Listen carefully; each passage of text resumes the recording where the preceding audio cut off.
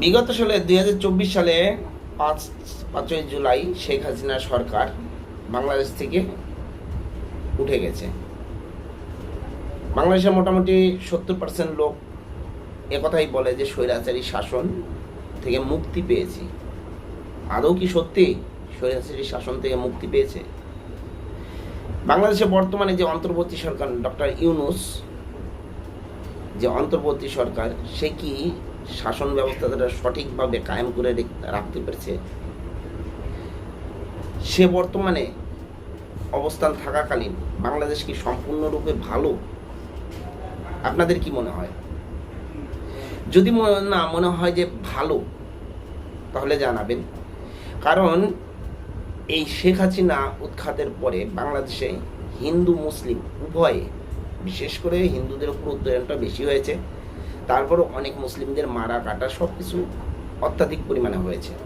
শেখ হাসিনা থাকাকালীন সেটা কিন্তু কম, আর কারো চোখে পড়ুক চায় না পড়ুক, আমার চোখে কিন্তু সেটা পড়েনি। কিন্তু বর্তমানে যে ব্যবস্থাটা চলছে, এই ব্যবস্থাতে এই স্বৈরাচারী শাসন, যাকে বলা হচ্ছিল যে শেখ হাসিনা যে স্বৈরাচারী শাসন, তার থেকে বেশি স্বৈরাচারী শাসন বর্তমানে ইউনূসকে দেখা যাচ্ছে। কারণ তার দেশে প্রকাশ্য দিবালোকে, প্রকাশ্যে একদম রাস্তার মধ্যে একজন লোককে মাথার উপরে পাথর দিয়ে মারছে, মাথার উপরে পাথর দিয়ে মারছে। সে মরে যাওয়ার পরে তার উপরে লাফাচ্ছে। তাহলে বাংলাদেশ কতটা নির্দয় যে একজন ব্যক্তি মৃত, সে মরে গেছে, তার উপরে লাফাচ্ছে। আর সেখানকার মানুষদেরও বলছি, তাদের ভেতরে কি একটু আত্মা বলে কোনো জিনিস নেই? একটু আবেগ বলে কোনো জিনিস নেই? কারণ যখন সেই প্রকাশ্য দিবালোকে তাকে মারা হলো, কেউ প্রতিরোধ করলো না, সবাই চেয়ে চেয়ে দেখলো।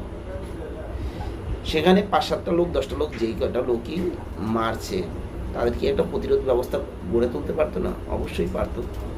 সেটা করেনি, বরং আরো চেয়ে চেয়ে দেখেছে। এত জনপ্রকাশ্যে তার বুকের উপরে, পেটের উপরে মৃতদেহটি মরার পরেও তার উপরে লাফাচ্ছে।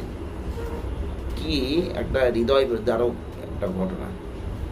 যদিও এই ভিডিওটা যদি দেখাতে যাই হয়তো স্ক্রিনে আটকে যাবে বা আপনাদের পর্যন্ত পৌঁছাবেই না। যে ঘটনাটি ঘটেছে বাংলাদেশে, শুধু বাংলাদেশে ঘটেছে এটা দেখাচ্ছে, কিন্তু এটা সারা বিশ্বে একটা বড় জল্পনার মুখে পড়ে গেছে।